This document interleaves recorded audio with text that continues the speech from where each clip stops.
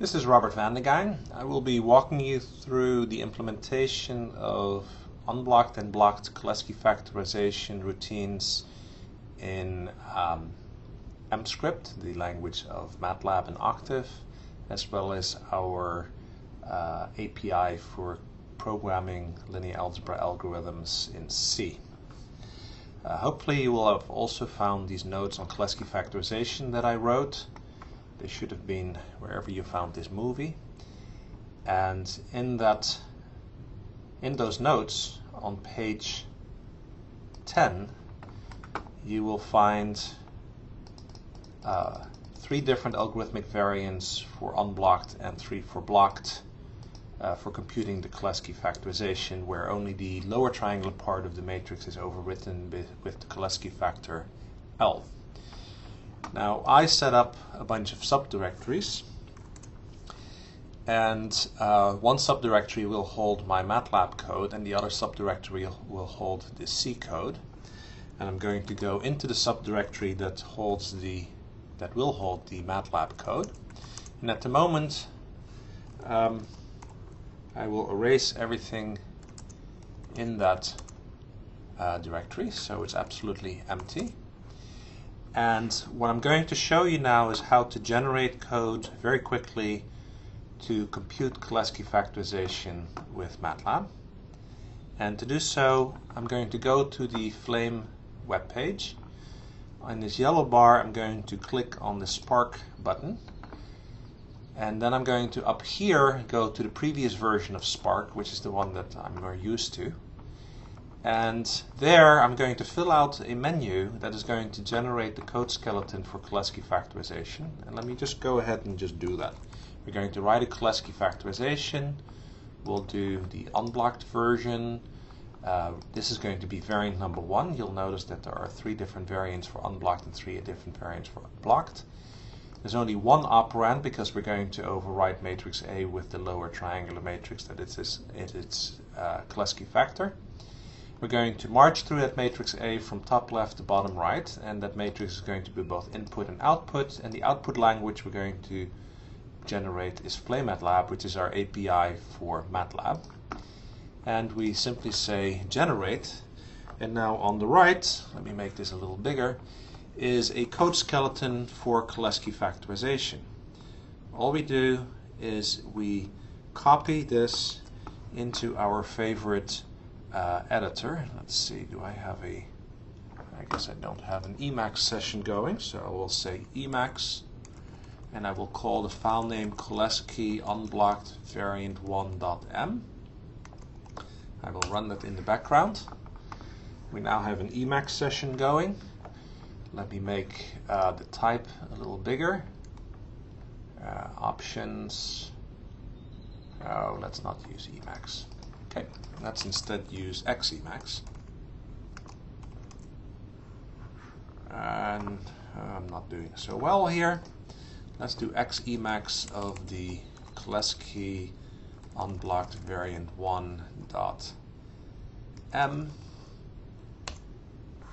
And the nice thing about this is that we can go and change the font size so we can see better what is going on. So let's make that a little bigger, and then I cut and paste into this the code, and I will say I'm not sure what's going on here. Okay, hopefully I have things set up now. Let me make sure that it doesn't recognize Octave mode, but that's okay. Things seems to be aligning. Okay, we were over here. We highlighted this. We will copy this into our Emacs session, wherever that is. Okay, let me go over here. We go over here. We have cut and pasted this in.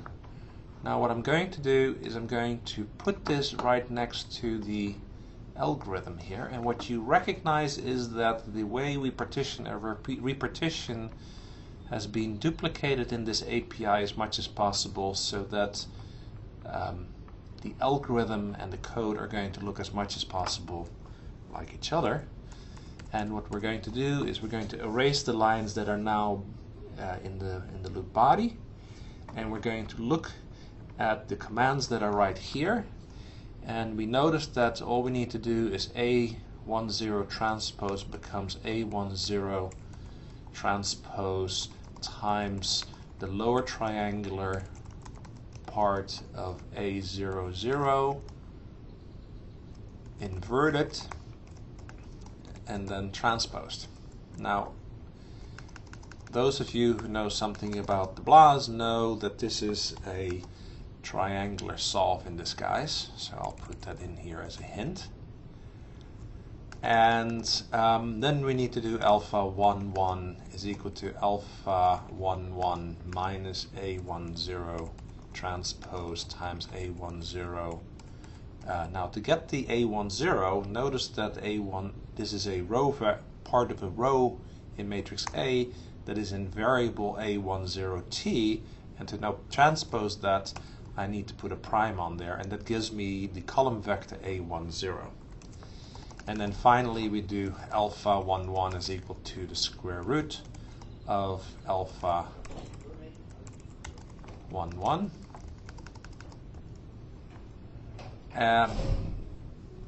And we're done.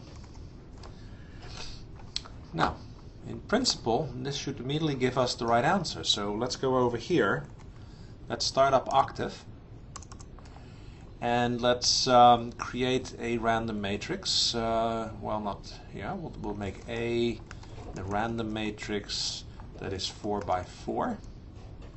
Now, to make sure that it has a Cholesky factor, the easiest thing to do is to add something big to the diagonal. So I'm going to set a equal to the, let's do it differently. Let's make A equal to A transpose times A. That's clearly a symmetric positive definite matrix.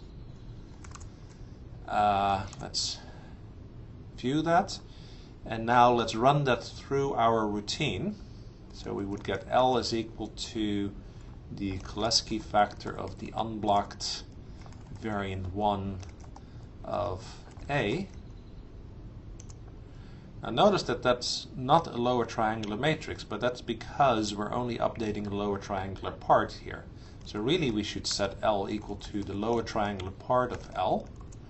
And then hopefully if we take A and we subtract off L times L transpose, we should get a 0 matrix back. And indeed the result is practically 0. So notice that with very, very little effort we have created a correct MATLAB implementation of this Cholesky factorization. Now let's go ahead and implement all of these. The structure of the code is exactly the same. Notice that these different variants only differ in the loop body, what updates we do in the loop body. So what we can do here is we can simply copy this over into another file and call it variant number 2, and then put in the commands. We put this sort of next to it for variant number 2. Notice that we now want to do this first, then we want to take the square root of that, then we want to erase this and say A21 is equal to A21 minus A20 times A10 transpose for the same reasons as before, and then we want to take A21 and divide it by alpha 1 1. And bingo, there we are. Let's see if that gives the right answer. We'll save this. We'll go up here. We will make it variant number 2 instead. It complains about the name. I should go up here and change that to 2. So we'll run it again so it doesn't complain. We will then set L equal to the lower triangle. And then we will check whether we got the right answer. And indeed, off the bat, we got the right answer there as well. Let's do exactly the same thing for variant number 3. So we'll just copy this over and store it in variant 3. Now let's change the name up here. Let's go down here. If we put this right here next to the updates that must happen here. We take that out. We simply divide A21 by alpha11, and we do A22 is equal to A22 minus updating only the lower triangular part of A, and then we get A21 times A21 transpose. And we save that. We go over here, we compute L, we set it to only the lower triangle, we check whether we got the right answer, and bingo, we got the right answer for that as well right off the bat. Okay. Then we go and we implement blocked variants for this. For that we go back to the let's see, where is it? I think it was here. We go back over here. All we do is we indicate we now want to generate a blocked variant.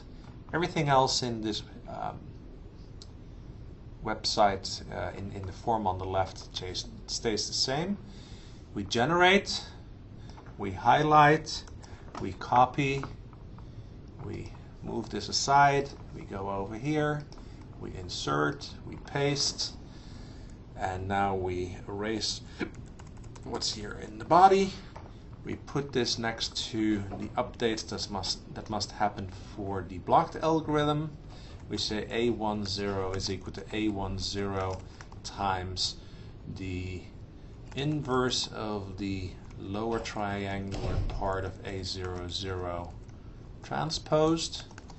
A11 is equal to A11 minus A10 times A10 transpose, and finally A11. Now, what Cholesky factorization are we going to use here? This is just a smaller subproblem, so how we compute that is not that important. So what we will do is we'll call the unblocked variant 1 on A11. We will save this. We will go over here. Now we want to call the blocked variant number 1, but we have to give a block size, so we will give a block size of 2. And it didn't like something here. Let me see what's going on. Oh, I forgot a transpose right there. If you put this next to variant 1 here, you'll notice that this should have had a transpose on it, and that was caught because the sizes of the matrices were not correct. We'll just run it again. We'll set L to only the lower triangular part. We will check whether we got the right answer, and off the bat we have a blocked algorithm that gives the right answer. Now, admittedly, we only tested a very small problem, but that's okay. So we do exactly the same thing to come up with blocked variant number 2. We copy this over into blocked variant number 2, the file. We go up here, we change the 1 to a 2. We go down here, we see what the update must be. As a matter of fact, we simply erase this right here, and then we say A21 is equal to A21 minus A20 times A10 transpose, and A21 is equal to A21 times the inverse of the lower triangular matrix of A11 transposed. We save that. We go up here. We call this with blocked variant number 2. We get an answer. That's interesting. I must have forgotten the semicolon here because it's giving me intermediate results. Let's run it again. Okay, now we're good. We set L to just the lower triangular part there, and we check whether we got the right answer. And off the bat we got the right answer for variant number 2. Then we move on to variant number 3.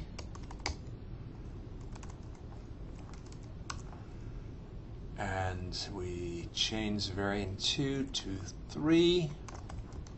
We go down here, we look what the updates must be. And now all we need to do is take the Cholesky factor of A11 and we update A21 as given, and then we do A22 is equal to A22 minus the lower triangular part of A21 times A21 transpose. We save this, we go up here, we check whether we got the right answer, we set L just to the lower triangular part, we check, and bingo! We have 3 unblocked and 3 blocked variants that all give the right answer. Now we move on and we implement the same thing in C. So we quit Octave here. We go into the base directory and the parent directory. We go into subdirectory flame C. There are a few things here that I set up, and let me just sort of explain those. So let's go into flame C / driver.c. Now this is a little driver routine, which means a test routine that checks different implementations. So I've set this up ahead of time. It will check correctness and it will check what performance it's getting. And all the way here at the top, I'm saying that I'm going to be displaying performance using Octave. I'm not right now timing any of the variants I'm going to create because I haven't created them yet.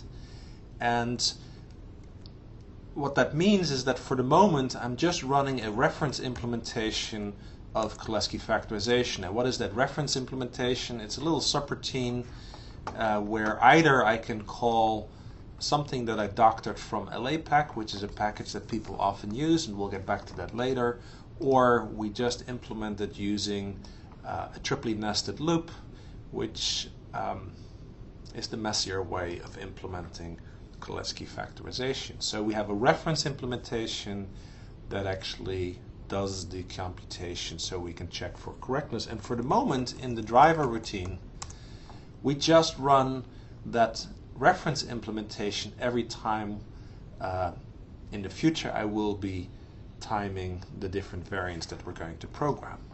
Now if we go over here, all I have to do now to test my different implementations is say make, which compiles all of this stuff. Sorry, I need to go into the make file, and for the moment we have not yet implemented all of these different implementations, so I need to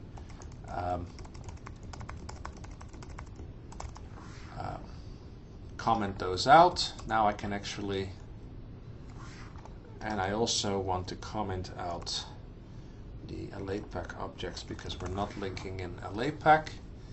I will make, and okay, there's one more thing I need to do. In the reference implementation, I need to indicate that I am not going to time the LAPACK implementation. So let's do make again. It really doesn't seem to like this. Okay, I tell you what. We are going to link in the LAPACK implementation, but nothing will happen. I have that in subdirectory LAPACK, so I'll copy from subdirectory LAPACK DPO whatever to here, and now I can say make. I have to go back and change the make file. And I apologize for this. It's just going to take a minute, so now we will link it in, and bingo, there we have it. And now to test everything, all I have to do is go into the make file and indicate a range of problem sizes that I would like to test. So since we're just getting started here, let's always test from a problem size of 100 to a problem size of 1,000 in increments of 100. And if I now say over here, I indicate how to test, and essentially what happens if I type make test, it automatically goes and runs this driver routine for a whole number of different problem sizes, puts the output into an output buffer. Clearly I'm running too large of a problem size. Let's actually start up a new extern window and let's run that in the background. And here what we will do is we'll start up Octave. And if I now simply say output, so this here created an output file. These numbers here should be roughly 0 because this column here at the end shows the difference between what the reference implementation computed and what the different other implementations computed. So we're getting the right answer here, but at the moment we're just running reference implementations for every one of these. If I now take this output file and run it through Octave, it actually generates a graph of performance. Now, what it's really doing is it's giving a curve that gives the performance in billions of floating point operations per second for the lip flame implementation of Cholesky factorization. That's this black line here. And then on top of each other are a whole bunch of lines that indicate that we're doing the reference implementation as well as all of these other implementations, but actually we're only running the reference implementation right now, so this triply nested loop is getting really lousy performance. To get the gigaflop rate, so along the x-axis here, by the way, we have the problem sizes that we're trying. The gigaflop rate here is computed by knowing that Cholesky factorization takes 1/3 n cubed floating point operations, and if you just divide that by the time required to do the computation, then you get the rate at which you perform computations, and you want that rate to be high because that means you're getting a very high effective rate of computation. Okay, so this is what we start with. Okay, let's hide this. In the same file directory, we're now going to create the different implementations of Cholesky factorization. So let's implement the unblocked variant1.c routine. To do this, we go back to the Spark web page, and all we do is we go back to generating unblocked implementations, variant number 1, and as our output language we're going to pick FlameC, which is our API for FlameC. And if you take a minute to look at what a code skeleton looks like, then it again kind of resembles the algorithm that is on page number 10 of these notes, although these notes may change, so who knows if it's still on page number 10. Anyway, we take that, highlight it, copy it, paste it, and now we have a skeleton for unblocked variant number 1. What I like to do is to now also look at the MATLAB implementation, the mscript implementation, and take the commands that are in the body here and make those the comments for the commands that are going to be in the C implementation. So I'm a very experienced coder. I know that in the libflame library there is a routine FLA triangular solve, where you solve with the lower triangular part of array A00. You transpose, well actually the matrix is always on the right, so this is the same actually as computing this right here.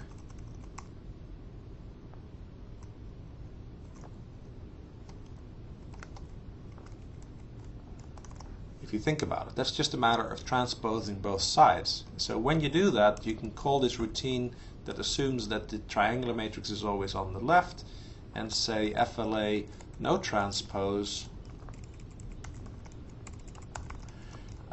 There's nothing special about the diagonal, which you indicate by saying FLA non-unit diag, and then you indicate that you're working with matrix A00 and vector A10 transpose. And this routine is smart enough to know that a row vector should be viewed as a column vector, etc. And this is simply an inner product that updates a scalar, and the way you indicate that is by calling a subroutine called FLA.c, and you indicate that you take minus 1 times A10 transpose times A10 transpose. The routine is smart enough to do that implicitly, which you add to alpha 11. And then you have to call a routine square root of alpha 11, which update alpha 11 with its square root. And bingo, we now have an implementation in C using the Flame C interface of this particular routine. What we then do is we go to the make file, we indicate that we want to compile this particular implementation. We go to the driver routine, we indicate that we want to time this particular implementation, and we go back to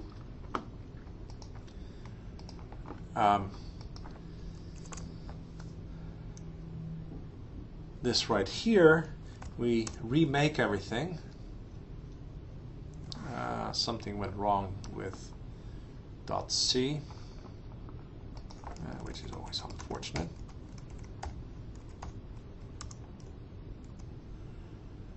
It is not liking this right here. I think it's .cs is the routine actually. Let's try that, and otherwise I'll have to crack open the manual. It's got too few arguments. I think we need to say FLA no conjugate, because this routine can also handle complex. Okay, if this doesn't work, I'm going to have to crack open the manual. Ah, it worked. Now we can say make test again. This will take a second.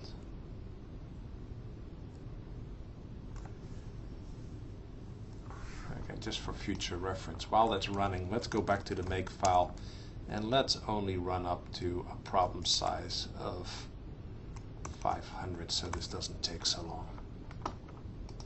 This should be done now. Let's look at the output to make sure we get the right answer. If we look at this last column, notice that now for variant number 1, oops, oh, that's not what I wanted. For variant number 1, I get a slightly different answer here, but that's understandable because it does the computation slightly differently, and therefore round off accumulates slightly differently. Okay, we can now go to the other thing here and run this through output, and what we now notice is that for unblocked variant number 1 we're getting better performance than the reference implementation did. Alright, so let's put that away. Now what we want to do is do exactly the same thing for the other implementation. So just like before, we simply copied this file into the different variants that we were going to create. We'll do the same thing here. We'll create unblocked variant number 2. We will go to the mscript implementation of variant 2. We will look at what the updates were there. We will make those our comments. Now this, we should be able to utilize some stuff here. So actually this right here is exactly what we need for the first two commands right here.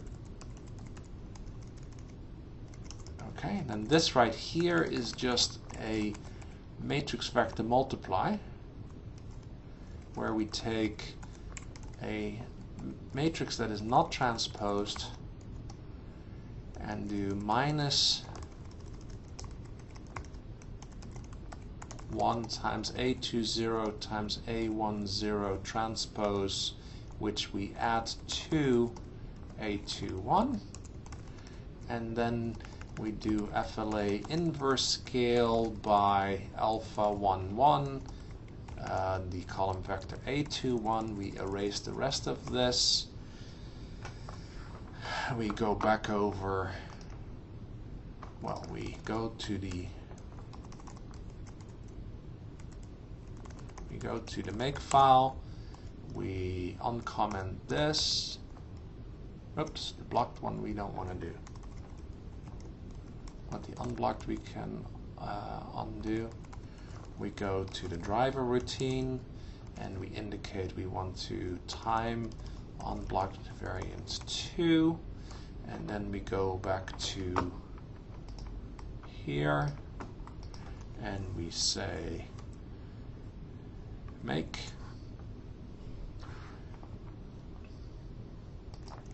We did something wrong.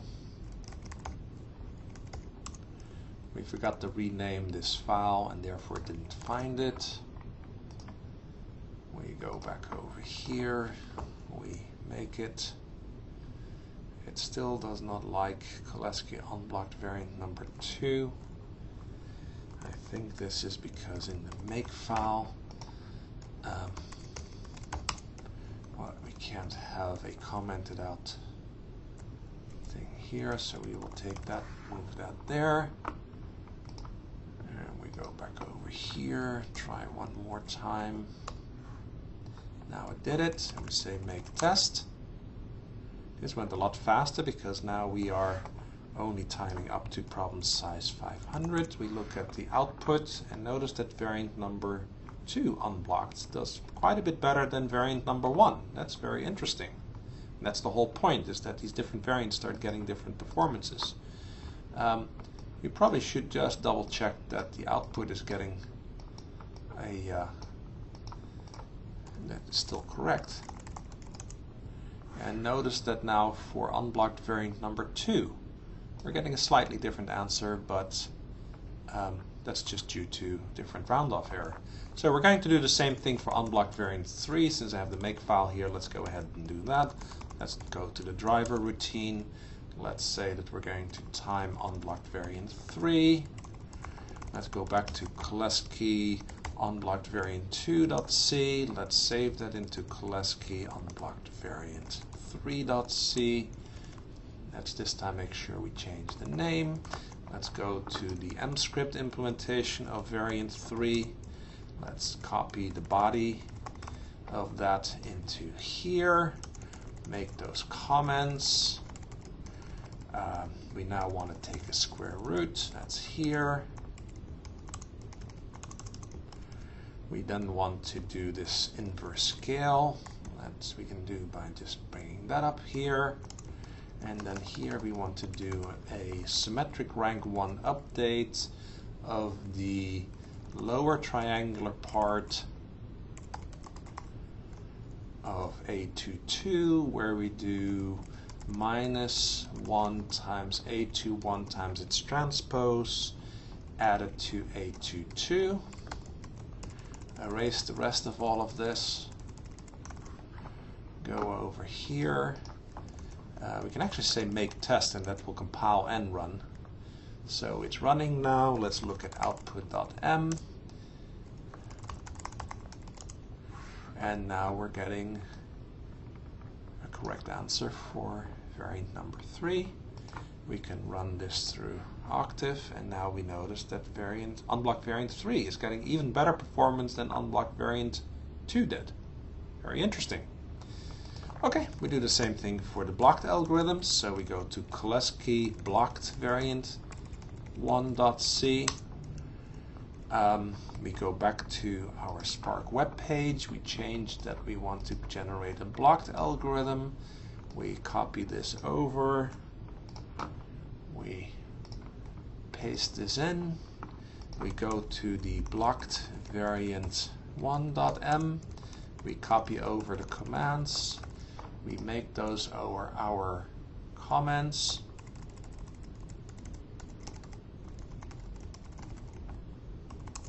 And we translate these into the appropriate routines. That's a triangular solve with multiple right-hand sides, where we work with the lower triangular matrix, which is on the right. And we transpose that.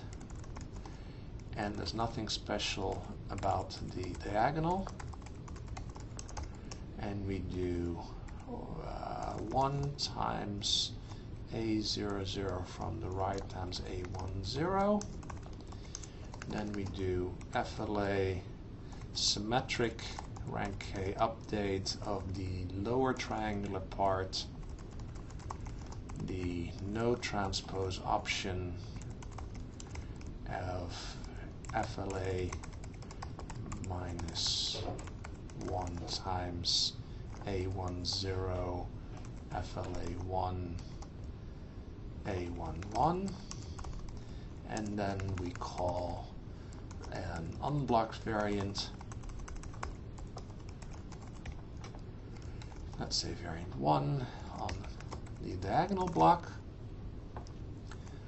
We go to the make file, we uncomment blocked variant 1, we go to the driver, we indicate we want to time blocked variant 1.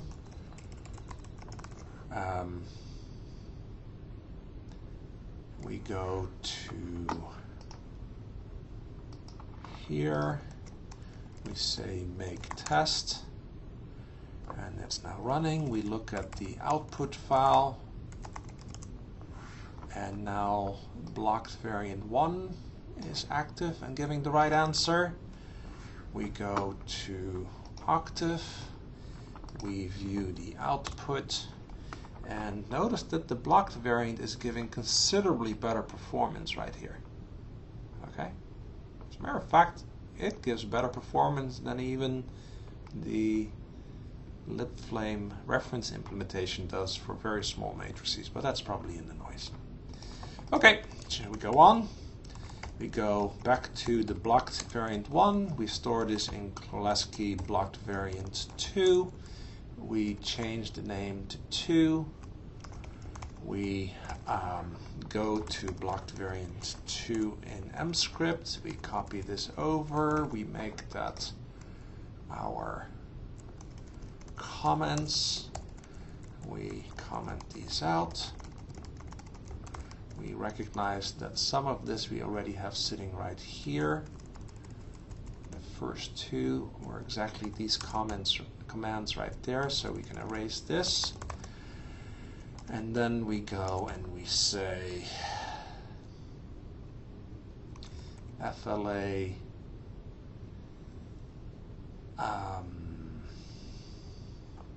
matrix multiply of a matrix that is not transposed and a matrix that's transposed of minus 1 times A20 times A10 transpose added to A21, and then this last here is a triangular solved with multiple right hand sides. From the right, lower triangular, transposed, non-unidiagonal, but involving matrices A11 and A21. And I'm just going to assume this is going to give the right answer and go and move straight on to also implementing blocked variant 3. Go to the top, change this to 3, go down here, go to blocked variant 3, copy these over, bring them up here, put them in as comments. Recognize that this is exactly what we're doing here. That takes care of that.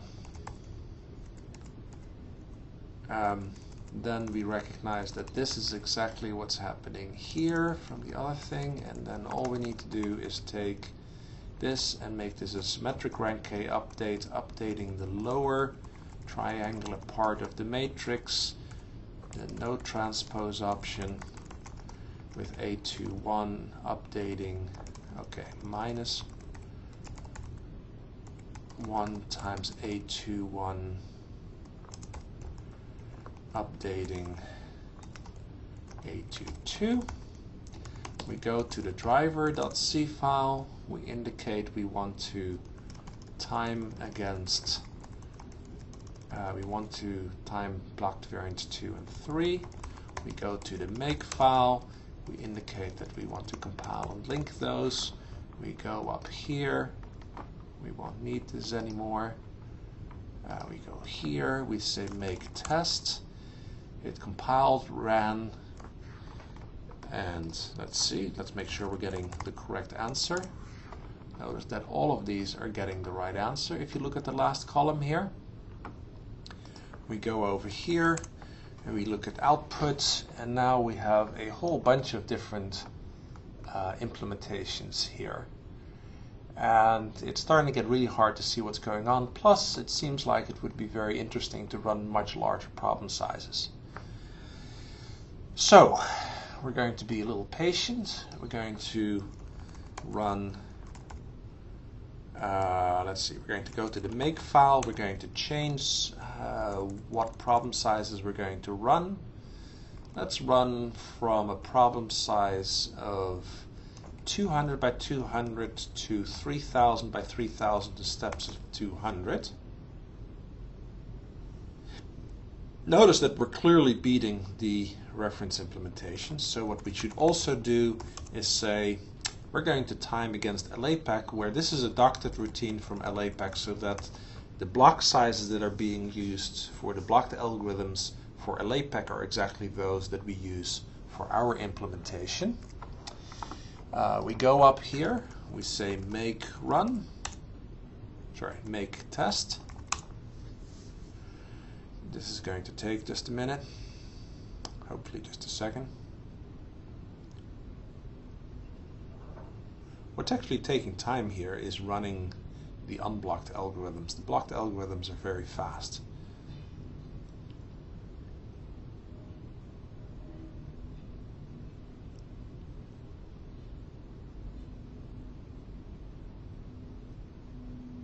Now, if you want to run a very large problem size, then you may want to go for a cup of coffee or something. But we're just going to sort of wait and see what happens here.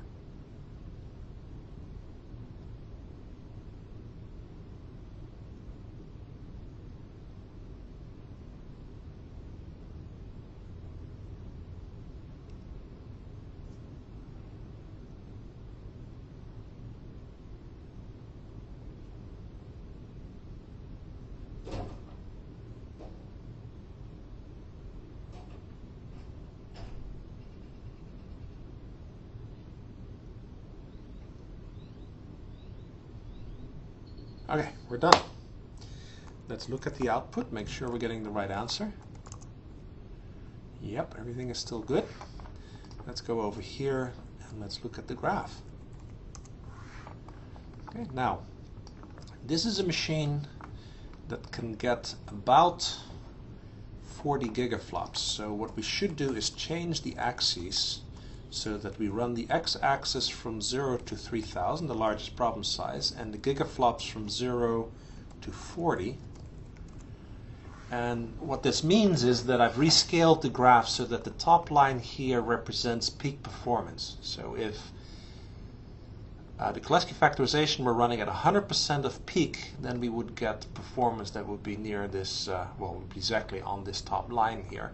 And what that means is that here we're running at about 2/3 of peak or so, which is pretty respectable. It's a little hard to see some of these. Let me pull this up.